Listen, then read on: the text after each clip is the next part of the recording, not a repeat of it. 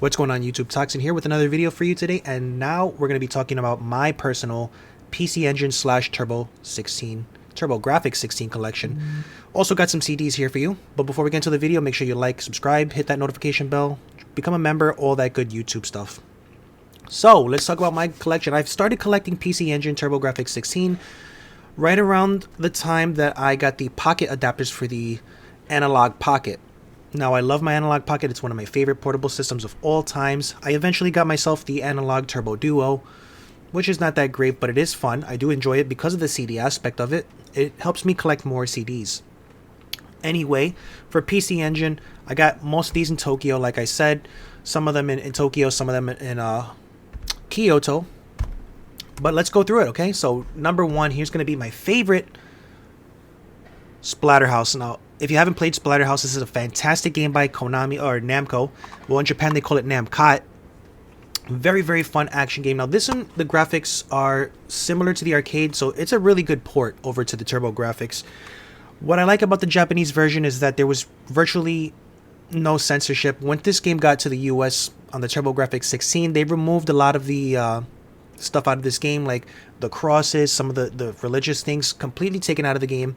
And also, in the Japanese version, Rick has the white mask, unlike the purple mask in the US version.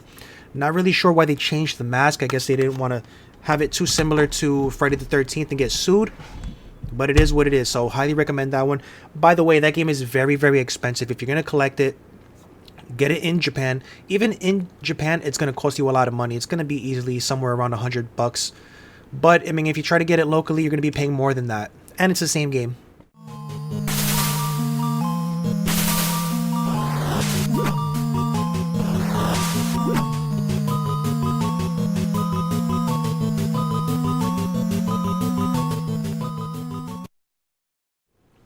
Second game on the list here, we've got Columns. Now, if you have a Sega Genesis, you have played Columns. This is one of the key games for the Sega Genesis. Everyone has played Columns. I love Columns. It's not everyone's favorite puzzle game, but it did come to the PC Engine, which is almost the same thing. The music is the same. It doesn't have the bonky donk. That is one reason I like the Genesis version. It has the bonky donk. Now, if you don't know what bonky donk is, check out Riddick. He's a great content creator, does a lot of arcade stuff and console stuff. He has coined the phrase bonky donk. It is the Yamaha sound chip in the Genesis that gives it that unique Genesis sound. But regardless, Columns is a great game, so if you love puzzles, that's for you.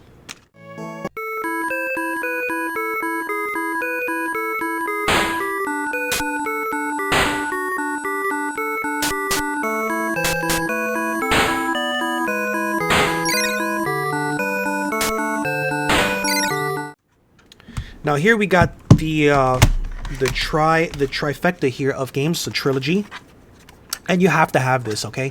We got PC Engine number 1, right? This is the original. This is Bonk's Adventure. Now this one is very fun. I do enjoy this game. It is the Super Mario Brothers equivalent of a platformer for your PC Engine TurboGrafx 16. Very, very fun game. I highly recommend this one. The second game, Bonk's Adventure 2 or PC Engine 2. This is actually my favorite one out of the three because this is a trilogy. It does come in 3. And I also have the third one. Now, the third one obviously has the most improved graphics and gameplay. However, I just feel like it doesn't hit the spot just as good as the second one. So, if you're going to only have one, I highly recommend you get the second one, though all 3 is not bad. I am a collector, so I have to have all 3, right?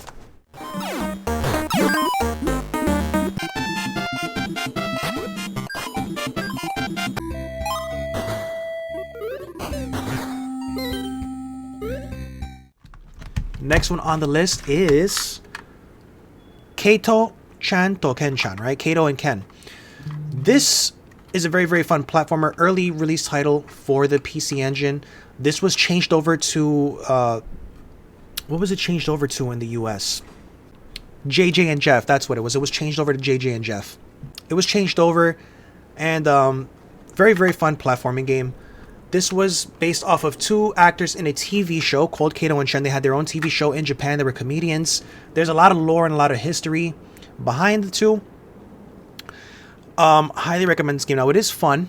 It is not the best platformer, but this is a very cheap title. If you're collecting, doesn't cost you very much. You can find this loose for very, very cheap, or you could even find it complete in box for also a low price.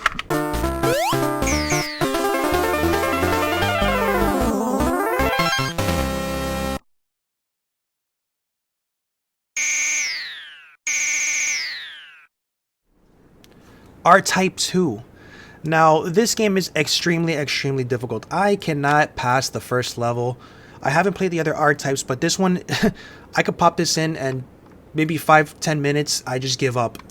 Way harder than any other shooter that I've ever played on the console or any other console for that matter. I think it's even harder than Toxcyns, and Toxcyns is pretty hard.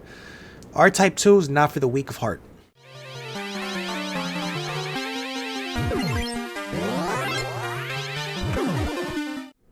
Now, much like Columns, Sega did port over Space Harrier to the PC Engine as well. If you played Space Harrier, you know this game very well. There's also a 3D one. That's not this. This is the classic. It's a good port. It's not perfect, but it is entertaining. Quick little 3D shooter. If you've played this on the Sega Genesis or arcade, you very well know that this is a fun early title. You could spend 10, 15, 20 minutes with it and you'll move on, but great little shooter.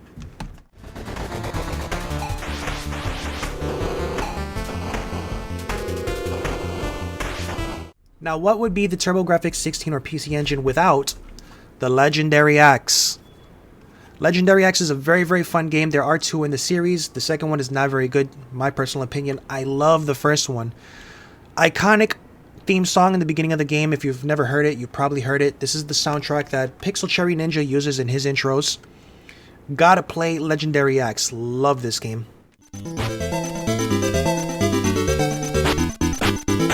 And that is it for my complete in-box set. I do have a very few loose copies here. So we'll start with the least favorite one of the bunch. We got Jack Nicklaus. Okay, this is a golf game. I picked this. This is one of the first ones I picked up. I saw it in the store. I picked it up because I didn't have much of a collection, but you don't want this. This is not an entertaining game. It is very slow. Skip it. We have Galaga 88. I got this copy for a couple dollars. They do have them complete in box with a case. I just picked it up loose and I saw it again, case, and I just decided, well, I already purchased it, so I'm not going to buy it again. So it is what it is. Classic game. This is my favorite version of Galaga. The original is great, but Galaga 88 in Japan or Galaga 90 in the US, you gotta play Galaga. It is my favorite.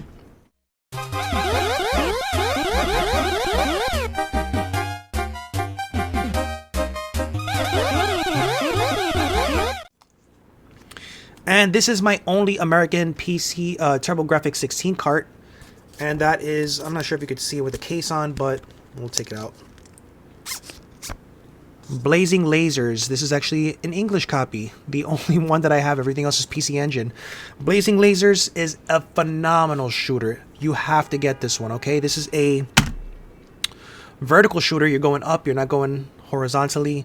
Fantastic. It's one of my favorite shooters on the console.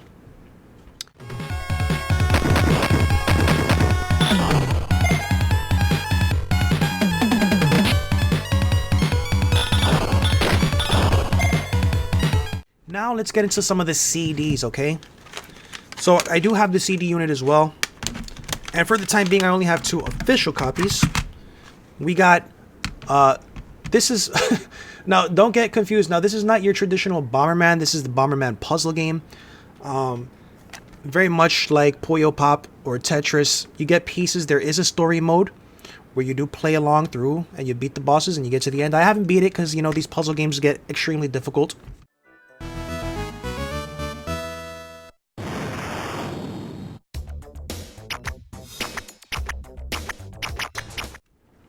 And speaking of puzzle games, I do have Puyo Pop as well on the Super CD.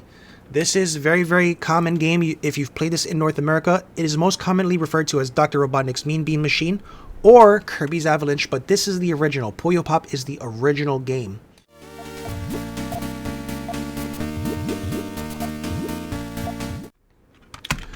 We got Star Parodier here. This is a repro made by Nightwing Reproductions. He does very good work. It just takes him a really long time to do it because it is one person making it himself. It even has the, he even does the artwork on the CD as well, and prints the spine cover. So, great work from Nightwing. Thank you so much for making these. I waited a really long time, but it was worth it.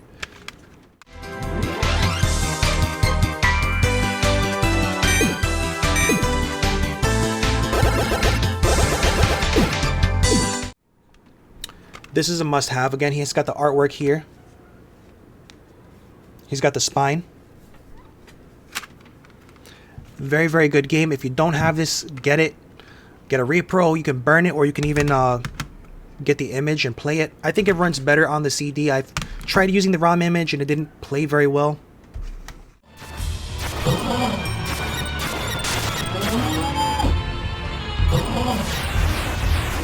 And that's my collection so far. So if you're really looking forward to collecting for a console you've never played before, PC Engine is very, very fun.